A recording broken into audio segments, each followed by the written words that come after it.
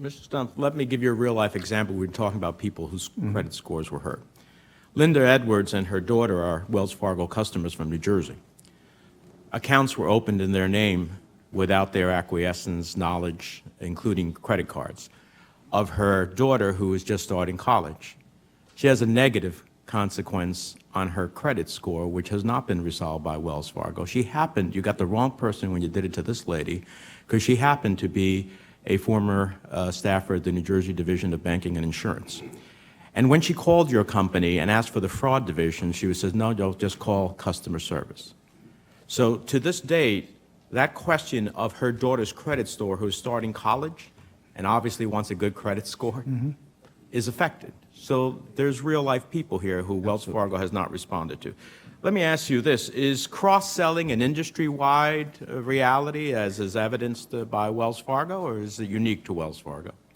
I don't know what other companies do. I know that we view it as an important metric as it relates to depth of relationship. And relationship. You don't know is if other really banks do this. I do not know. You don't review what your competition is doing to figure out whether there's something you should be doing. So you don't have any idea if they do cross-selling. I do not know okay, that. We'll have to ask the regulators. Let me ask you this. He said it was not a material event to Senator Merkley. Not a material event? A material financial event. How about a material event for the SEC disclosure, which you said you never made? You know, I'm not a lawyer, and I rely on my legal team. Based upon what's happened to the stock for your shareholders, it definitely was a material event that should have come forward. Let me ask you this. Ms. Tolstead, in response to one of the questions, you said that you and I think the COO met with her and said you wanted to move in a different direction. Correct. And she decided to leave. That sounds to me a lot like you can either leave or you're going to be fired, maybe. But is it that you created a situation to give her the option to leave because you were concerned about what she might say about practices in the bank and higher-ups?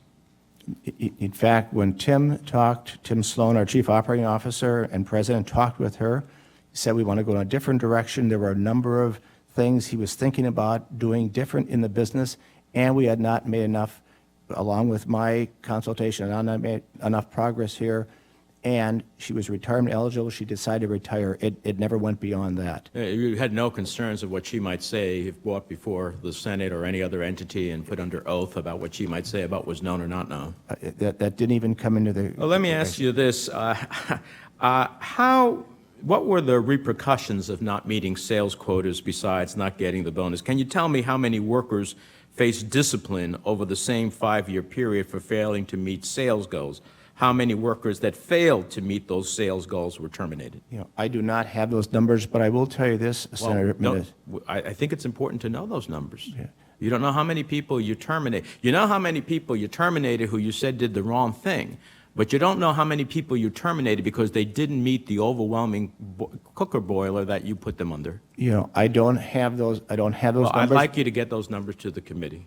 I'll talk with our team and I'll let me. as far as I can. You said to Senator Scott that of course there were opportunities when he asked about safe harbors. You could raise your hand. There was an anonymous ethics line. There was no pressure cooker. Now, do you read your emails, Mr. Stumpf? I read my emails. Okay, so I'd like to read to you an excerpt from an email one of my constituents sent to you in 2011. She was a branch manager at Wells Fargo. And I spoke to her yesterday about her experiences at Wells Fargo. In 2011, she wrote to you, I am currently, and I'm quoting now, I am currently an assistant vice president manager at and I'll leave the location out, in northern New Jersey. I have been an employee of Wachovia for over 22 years, of which Wells Fargo acquired. I'm writing to you because as a team member, I feel hurt and disappointed with this company. There are challenges that team members are faced with, but those should not be the reason to move money from one account to another and to fool the motivator, the person who you had to go to who constantly was badgering you about whether or not you had opened enough accounts, that we have new accounts. These funds that are moved to new accounts to show growth when in actuality there is no net gain to the company's deposit base is wrong. In the past months, I was placed on warning for not meeting these goals. And the reason that the bankers underneath me do not is because I will not tolerate the movement of existing money just because we need checking account solutions and profit proxy to move to the motivator. These accounts make no sense for the customer.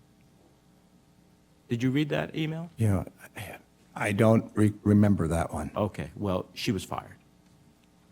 So much for the safe haven, so much for coming forth. She went to the president and CEO of the company. That's about as good as it gets. Yeah. And she found no safe haven there.